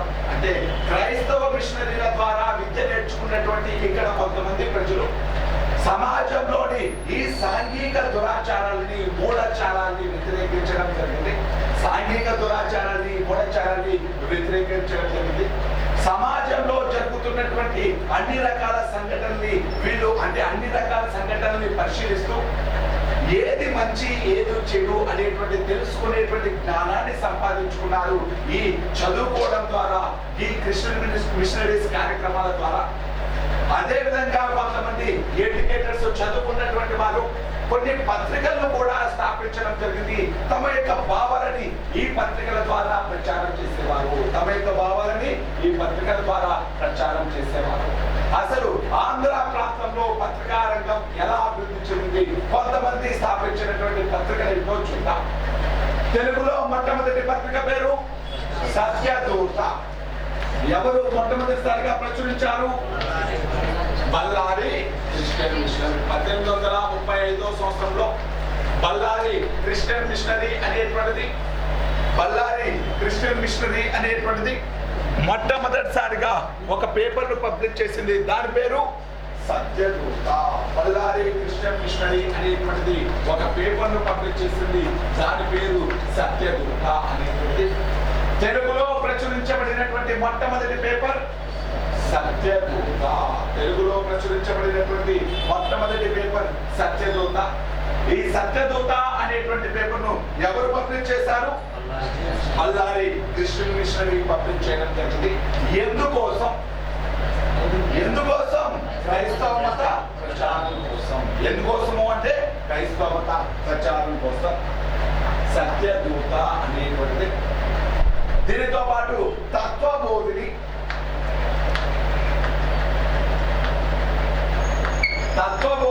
అనేటువంటి ఈ పత్రికను మీకు బ్రహ్మ సమాజం చెప్పేటప్పుడు కేశవ చంద్రసేన్ అనేటువంటి వ్యక్తి యొక్క ప్రసంగాల వల్ల అంటే ఉత్తేజితులైనటువంటి కొంతమంది మద్రాస్ ప్రాంత ప్రజలు బ్రహ్మ సమాజానికి అనుబంధంగా ఒక సంస్థను స్థాపించుకున్నారు, వేద సమాజం. దాని పేరేంటి? వేద సమాజం. వేద సమాజం ఎప్పుడు స్థాపించారు అంటే 1864 సంవత్సరం. వేద సమాజం ఎప్పుడు స్థాపించారు? 1864 సంవత్సరంలో వేద సమాజాన్ని స్థాపించడం జరిగింది. ఈ వేద సమాజం వాళ్ళు బ్రహ్మ సమాజం యొక్క సిద్ధాంతాలను ప్రచారం చేయడానికి ప్రారంభించిన పత్రిక పేరే తత్వబోధిని. ఎవరు పబ్లిష్ చేశారు? వేద సమాజం వారు. ఎందుకోసం? బ్రహ్మ సమాజం యొక్క సిద్ధాంతాలను ప్రచారం చేయడం కోసం. వేద సమాజం వాళ్ళు ప్రారంభించినటువంటి పేపర్ పేరే తత్వబోధిని అనేటువంటి పబ్లిష్ చేసినటువంటి పేపర్ పేరే. ఇవి రెండో చూడండి మత ప్రాతిపదికన ఏర్పాటు చేయబడ్డవి. సత్యదూత క్రైస్తవ మత ప్రచారం కోసం, తత్వబోధిని బ్రహ్మ సమాజ ప్రచారం కోసం, బ్రహ్మ సమాజం యొక్క సిద్ధాంతాలని ప్రచారం చేయడం కోసం ఏర్పడింది తత్వబోధిని అనేటువంటిది. ఎప్పుడు అడిగేటువంటి వ్యక్తి ఇదేనండి. సత్యదూత తెలుగులో మొట్టమొదట ప్రచురించబడినటువంటి పేపర్ సత్యదూత ఎవరు పబ్లిష్ చేశారు అని కూడా అడుగుతారు. Bellary Christian missionary. ఎక్కడి నుంచి పబ్లిష్ చేసేది? మద్రాస్ నుంచి పబ్లిష్ చేసింది. ఎక్కడి నుంచి? మద్రాస్ నుంచి పబ్లిష్ చేసింది సత్యదూత అనేటువంటి పత్రికను. ఇప్పుడు ఇవి మత ప్రాతిపదికన ఏర్పాటు చేయబడినటువంటి పేపర్లు. అలా కాకుండా ఆంధ్ర ప్రాంతంలో ఏర్పాటు చేయబడినటువంటి రాజకీయ పత్రికలు ఏంటో చూద్దాం. రాజకీయ పత్రికల్లో మొట్టమొదటిది 1885 సంవత్సరంలో ఏసీ పార్థసారథి నాయుడు అనేటువంటి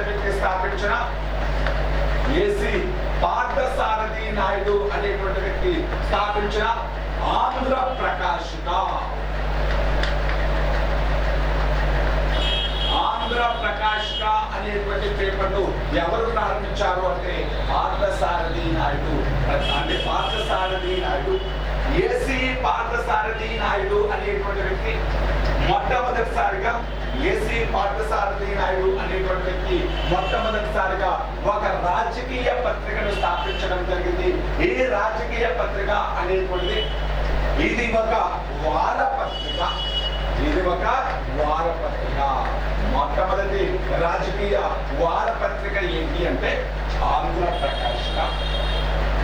ఆంధ్రదేశంలో మొట్టమొదటి రాజకీయ వారపత్రిక ఏంటి అంటే ఆంధ్ర ప్రకాశిక. ప్రారంభించిన వ్యక్తి ఏసీ పార్థసారథి నాయుడు. అలా కాకుండా 1902వ సంవత్సరంలో కృష్ణా పత్రికను స్థాపించారు. ఈ కృష్ణా పత్రిక అనేటువంటిది మొట్టమొదటి రాజకీయ దినపత్రిక. మొట్టమొదటి రాజకీయ దినపత్రిక. వారపత్రిక అంటే ఏం పెట్టాలి? ఆంధ్ర ప్రకాశిక. దినపత్రిక అంటే ఏం పెట్టాలి? కృష్ణా పత్రిక. ఈ రెండు రాజకీయ పత్రికలే. ఆంధ్రదేశంలో మొట్టమొదటిగా ప్రచురించబడినటువంటి పేపర్ పేరు సత్యదూత. సత్యదూత అనేటువంటి దాన్ని క్రైస్తవ మత ప్రచారం కోసం బళ్ళారి క్రిస్టియన్ మిషనరీ వాళ్ళు పబ్లిష్ చేసేవాళ్ళు. క్రైస్తవ మత ప్రచారం కోసం బళ్ళారి క్రిస్టియన్ మిషనరీ వాళ్ళు పబ్లిష్ చేయడం జరిగింది. ఇది మద్రాస్ నుంచి వెలువడేది. అదేవిధంగా వేద సమాజం వాళ్ళు తత్వబోధిని అనేటువంటి పేపర్ను పబ్లిష్ చేసేవారు. వేద సమాజం వాళ్ళు తత్వబోధిని అనేటువంటి పేపర్ను పబ్లిష్ చేసేవాళ్ళు. ఇది బ్రహ్మ సమాజం యొక్క సిద్ధాంతాలు ప్రచారం చేసింది. ఆంధ్ర ప్రాంతంలో మొట్టమొదటిసారిగా ఏర్పాటు చేయబడిన రాజకీయ పత్రిక పేరు ఆంధ్ర ప్రకాశిక. ఇది ఒక వారపత్రిక. అంటే వారానికి ఒకసారి పబ్లిష్ చేసే వాళ్ళు వారపత్రిక. ఈ ఆంధ్ర ప్రకాశికను ప్రారంభించిన వ్యక్తి ఏసీ పార్థసారథి నాయుడు. అదేవిధంగా ఆంధ్ర ప్రాంతంలో ప్రారంభించిన మొట్టమొదటి రాజకీయ దినపత్రిక కృష్ణా పత్రిక. మొట్టమొదటి రాజకీయ దినపత్రిక డైలీ న్యూస్ పేపర్ అని పిలుస్తాం. ఈ దినపత్రిక కృష్ణా పత్రిక. కృష్ణా పత్రికను 1902వ సంవత్సరంలో కొండా వెంకటప్పయ్య పంతులు స్థాపించడం జరిగింది. కృష్ణా పత్రికను స్థాపించిన వ్యక్తి ఎవరు అంటే కొండా వెంకటప్పయ్య పంతులు.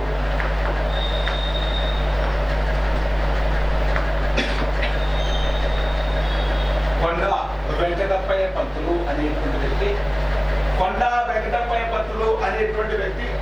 1902వ సంవత్సరంలో కృష్ణా పత్రికను స్థాపించడం జరిగింది. ఈ కొండా వెంకటప్పయ్య పంతులు స్థాపించినటువంటి కృష్ణా పత్రికకు మొదటి సంపాదకుడు ఎడిటర్ ఎవరు అంటే దాసు నారాయణ. కృష్ణా పత్రికకు మొదటి సంపాదకుడు, మొదటి ఎడిటర్ ఎవరు అంటే దాసు నారాయణ. ఇతని తర్వాత ఎడిటర్ ఎవరు అంటే మట్నూరి కృష్ణారావు.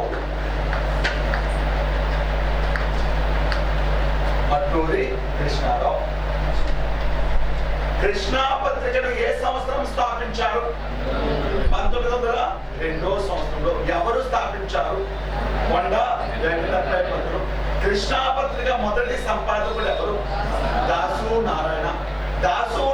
తర్వాత ఈ కృష్ణా పత్రికకు పూర్తి కాలం సంపాదకుడిగా ఎవరు పనిచేశారు? మట్నూరి కృష్ణారావు అనేటువంటి వ్యక్తి. కృష్ణా పత్రిక స్పెషాలిటీ, ప్రత్యేకత ఏంటి? ఆంధ్ర ప్రాంతంలో ప్రచురించబడిన మొదటి రాజకీయ దినపత్రిక కృష్ణా పత్రిక అనేటువంటిది. అదే మొదటి రాజకీయ వారపత్రిక ఆంధ్ర ప్రకాశికను ప్రారంభించింది ఏసీ పార్థసారథి నాయుడు అనేటువంటి వ్యక్తి ఈ ఆంధ్ర ప్రకాశికను ప్రారంభించడం జరిగింది. ఇలా ఈ పత్రికలు అనేటువంటివి ప్రజలను చైతన్యపరచడం జరిగింది. ప్రజలను ఆ కాలంలో సమాజంలో జరుగుతున్నటువంటి అంటే దురాచారాలకి, అదేవిధంగా కంపెనీ యొక్క పాలనకి వ్యతిరేకంగా, కంపెనీ యొక్క పాలనకి, ఆంధ్ర సమాజంలో ఉండేటువంటి దురాచారాలకు వ్యతిరేకంగా ఇవి రచనలు అనేటువంటివి, వ్యాసాలు అనేటువంటివి రాయడం జరిగింది. రచనలు అనేటువంటివి, వ్యాసాలు అనేటువంటివి రాయడం జరుగుతుంది.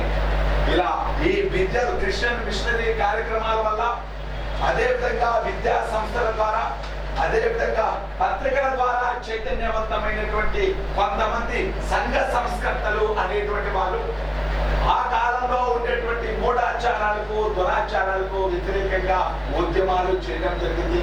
ఇప్పుడు మనం ఏ టాపిక్ చెప్పుకుంటాము అంటే ఆంధ్రాలో సాంఘిక సంస్కరణ ఉద్యమాలు, ఆంధ్రాలో సాంఘిక సంస్కరణ ఉద్యమాలు అనేటువంటివి.